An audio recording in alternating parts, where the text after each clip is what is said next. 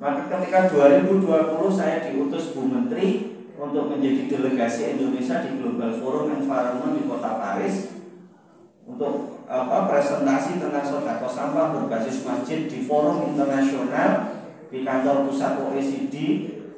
Ya, kami berdua diutus bersama Bu Wilda. Jadi Bu Menteri utus 2 orang itu, satu ustadz sampah, satu ratu sampah. Karena Bu Wilda itu tahun 2016 dinobatkan oleh majalah Femina sebagai Ratu Sampah Indonesia dengan omset 1 bulannya 6 miliar rupiah.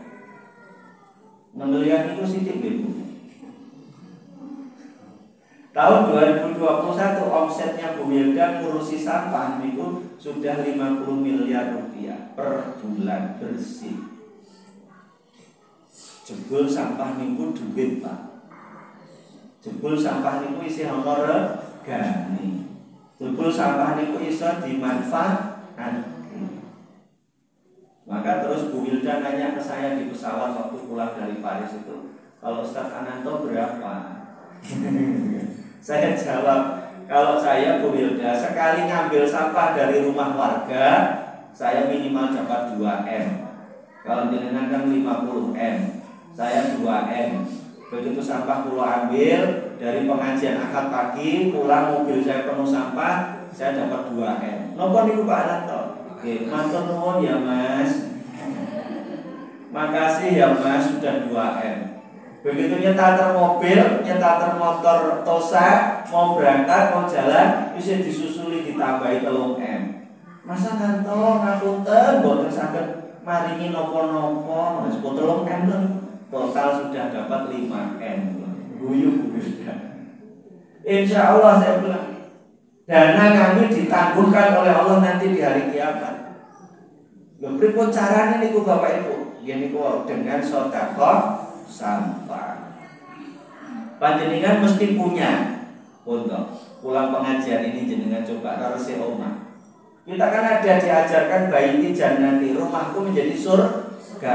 Tapi banyak orang merasa tidak nyaman, tidak jenak di dalam rumahnya sendiri. Kenapa? Karena penuh hobinya orang Indonesia itu Bapak Ibu senang nyimpen barang, terutama ibu-ibu gitu. Melu arisan panci ajaib. Rantau dingge sak lawase nganti rusak. Wes apa wae dimelok iki. Anake wis kuliah wae bukune sing SD sing numpuk. Aja Pak, kuwi anak bukune anake. Apa meneh panci gawanane moro tuwa. Lah hobinya orang Indonesia itu suka menimbun barang yang tidak digunakan lagi. Maka yuk coba bersihkan, niatkan, bukan hanya dijual saja, tetapi menjadi sedekah supaya menjadi berkah bagi rumah dan seluruh penghuninya, bisa menjadi jalan surga bagi kita. Caranya berikut ini kok, resep omah, kumpulkan sampahnya, ya kalau bisa dikelola oleh masjid bawa ke masjid, kemudian dikumpulkan di masjid, jual uangnya dikelola takmir masjid, bisa untuk santunan. Di masjid kami bisa untuk santunan pendidikan anak-anak yatim piatu, anak-anak yang duafa, yang mandek SPP-nya bisa kami lunasi, bisa kami bayari supaya tidak putus sekolah. Janda fakir miskin Bapak Ibu, bojo kula itu kalih Bu. Nah, putrane.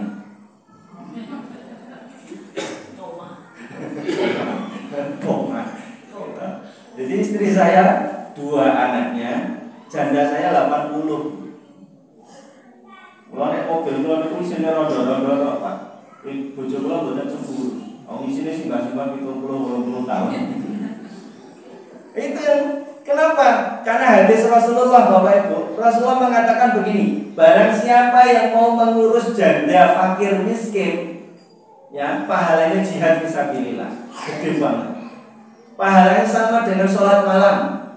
Pahalanya sama dengan puasa sunnah di siang hari. Masyaallah. Niku nek kersa ngurusi rondo.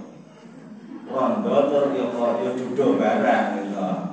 Sing wis tuwa fakir miskin. Nek rondone kaya Musdalifah nazar ora kuat. Gitu. Kesugihan soalnya. Nah, kita yang mengurusi ini. Maka kita beri santunan rutin sembako. Kemudian Ada santunan kesehatan bagi warga yang kurang mampu dapat Rp500.000 setiap kali opnam. Itu semua dari hasil mengumpulkan sampah di masjid. Dari sejak 2013 saya pakai motor sendiri, keliling sendiri, ngambilin sendiri, dinyek-nyek wong. Saya nyek jamaah kula piyambak. Pak Ustadz ngopo ta kurang gawean. Wis dadi ustaz kok habis kuliah subuh Ramadan kembali ke masjid, kotak-kotak nasi yang bekas buka puasa kula ken nglumpukke. Habis subuh kula pilah. Wis ambune ra karuan, bekas opor ayam macam-macam gitu. Arep semaput rasane. Ning kula pilah. Supaya apa? Supaya orang bisa tertarik bahwa yang namanya sampah itu bisa membawa berkah, bisa menjadi sedekah, membuktikan. Maka sepekan saya pilah, saya cari sampah, dapat 500.000, alhamdulillah 8 anak yang mandek SPP-nya bisa dilunasi sehingga tidak jadi putus sekolah. Akhirnya orang sadar, oh ternyata sampahku bermanfaat. Sekarang pun boten meleh kula milah sampah bar subuh. Begitu selesai buka puasa, kotak takjilnya, sisa kotak-kotak tadi dikumpulkan pakai tomblok. Pada sholat maghrib ibu-ibu langsung ke pinggir-pinggir teras memilah langsung, jadi dereng mambu. Tinggal dipilah, kertasnya dipilah, sisa tulang, sisa nasi, sisa sayur dipilah. Wes sing duwe bebek, duwe ayam, duwe apa, tinggal ngambil. Jadi tidak menjadi sampah tapi bermanfaat. Insya Allah malaikat gak akan salah catat. Kenapa? Kata kuncinya jelas, faman ya'mal mithqala dzarratin khairan yarah. Selembut apapun walaupun kebaikan malah selembut biji zarah, selembut debu dicatat oleh Allah, Pak. Tapi sebaliknya wa may ya'mal mithqala dzarratin syarran yarah. Selembut debu, selembut biji zarah pula keburukan juga akan dicatat oleh Allah. Maka hati-hati kalau kita nyampah, jangan-jangan kita masuk catatannya malaikat sebagai keburukan, bukan kebaikan. Ya kan? Jangan-jangan kita ini termasuk orang yang ikut mendolimi orang piungan. Saya sering masuk, Pak.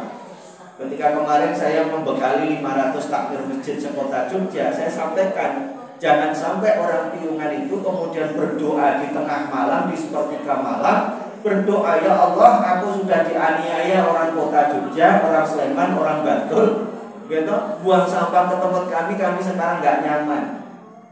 Balaslah coba. Kalau sudah doa orang teraniaya itu kan ngeri itu, Pak, nggak ada tabir gitu.